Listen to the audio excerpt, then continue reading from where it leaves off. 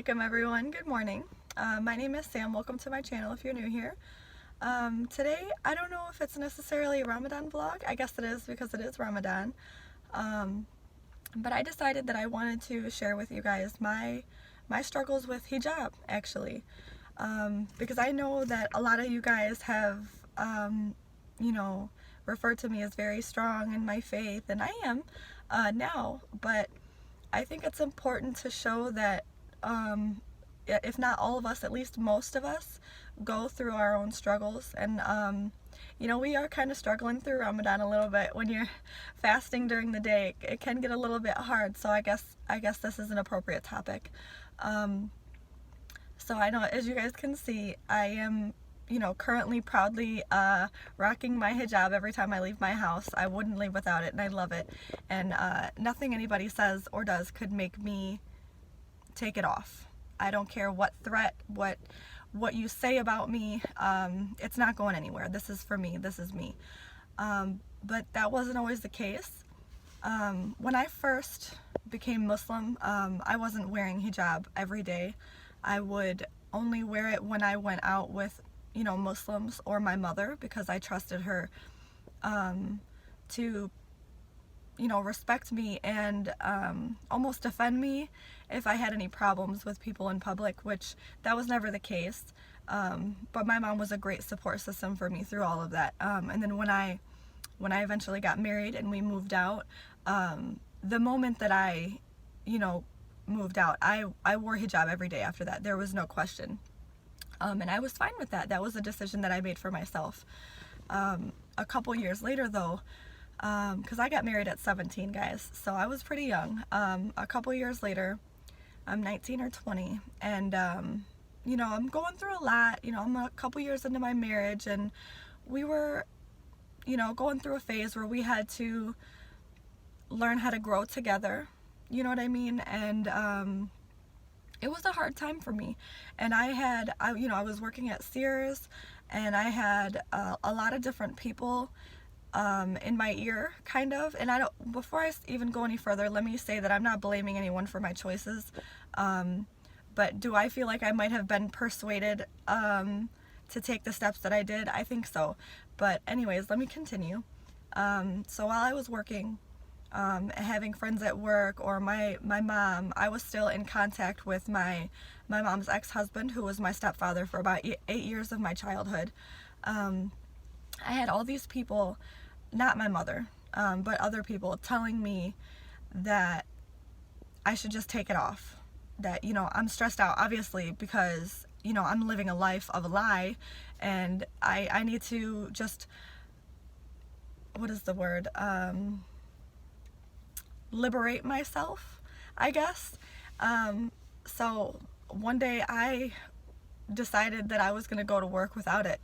And let me tell you, that was the biggest mistake ever, because I hated it. But okay, I can admit the adrenaline, of doing something so, crazy, because everybody was used to me in hijab. Nobody had ever seen me at my work without my scarf. So to walk in and get all of these looks of excitement, honestly, because of all the non-Muslim people that were at my work, they were excited. Obviously, they've been begging to see my hair since I started working there. My Muslim friends were just like, I really wish you would have called me. We could have talked. And I specifically remember, I have a friend named Jamila. I'm not gonna cry. I don't know why I'm doing this. And she was a really great friend to me, and her disappointment hurt, But hold on just a second. I don't know why I'm being like this. I was listening to a radio show, and this man was crying about his daughter. So this is why this is happening. There's nothing wrong with me right now, I swear. But anyways, she was a really good friend to me, and she was still my friend, even though I was going through this time of craziness. But anyways, so I went through my first day of work without my scarf, and at that point I didn't want to keep not wearing it. I wanted to put it back on, but I had this internal struggle, I guess, with being viewed as somebody that can't be taken seriously, because I was a manager at my job, or a department manager anyway, so I wasn't like the store manager, but I was still holding some level of authority at my job.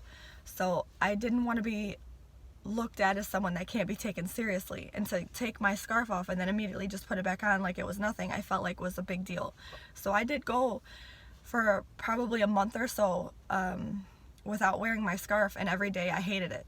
And I struggled with when can I put it back on and it not be a problem. And I really almost just quit my job just to lose the hassle of having to do it, so I could just put it back on and it wouldn't be a problem. But one day I was talking with my husband, and he was like, I'm not pushing you, but when do you think that you will wear it? Because I know you said you wanted to. When do you think you will wear it again? And I'm like, you know what? You're right. What's my problem? This is what's right for me, and this is what I want to do. So I just took that step and I put it back on, and I went to work, and honestly it was fine. I had my store manager was really supportive. He didn't even speak on it. He was just being professional, which is, was highly appreciated. I really appreciated that, because I needed somebody to just act like it's something that didn't affect them, because it didn't. This is a personal choice for myself. This affects nobody else.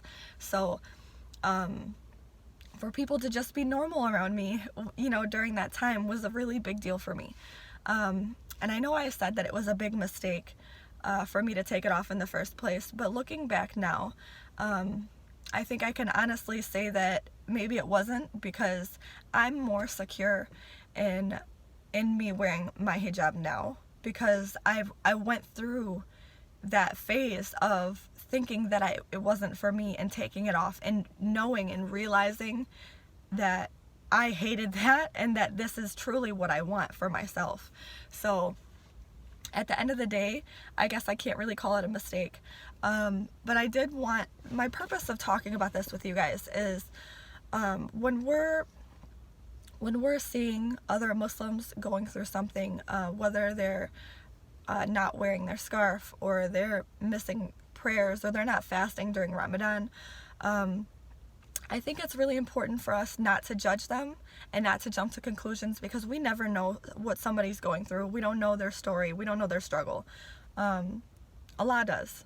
Okay, so leave it to Him to, understand what they're going through and help them through it. If you want to be a helpful aspect in their life, mashallah, do that. Allah rewards you for it, but don't judge them. Don't make it harder for them, because I'm an example. I went through that phase. I was out here, without my scarf, and even before I became Muslim, I was a booty short wearing, bikini wearing, hot pink dyed hair, belly button ring girl. I was loud and noticed. I made a point to make myself noticed for inappropriate reasons, if I'm being honest about it. And I'm not saying there's anything wrong with body piercings, because I love piercings, and I'm not saying there's anything wrong with dyeing your hair, because I love dyeing my hair when I feel like it. And I think there's some beautiful women out here with some crazy colors, and it looks very well on them, so I'm not knocking that at all. But my overall appearance was to draw attention from other people. If I'm being honest, I was a teenager, and girls, not all girls, but young girls, they tend to like attention. I'll just leave it that way. But look at then compared to now for me. I've come a long way. My journey has been weird and beautiful in my eyes.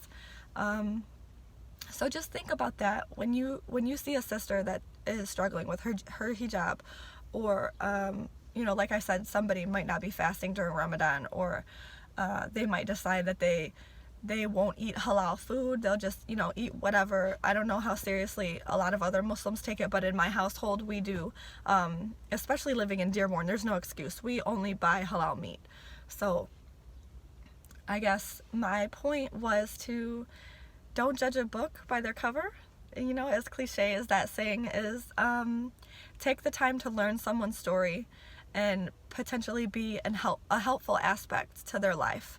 You know, you could be the reason that they start wearing their scarf again, or they decide to attempt to fast again, or they make fajr for the first time in months, you know, and then potentially all their 5 prayers of the day, because you were supportive and just there for them instead of judging them and telling them what they need to do instead. You know what I mean, guys? So this was a little bit longer than I probably wanted, I don't know, but I felt like it was important to share this story with you guys, because I don't ever want to give the impression that I view my life as perfect. I am not the perfect Muslim. I don't have it all figured out. I have been through phases of having strong faith and having weak faith. So I know it's hard. I know it can be hard, and I will never judge another Muslim for going through similar things or different things. You know, we all go through something. We all have a different journey. So if you guys need support, I'm here for you. You know, and as always, I love you guys so much, and I appreciate you for watching my videos, for leaving comments, for showing love and support to my family. And that's all I have for today. So if you haven't subscribed, please do so, and we will talk soon, guys. Bye.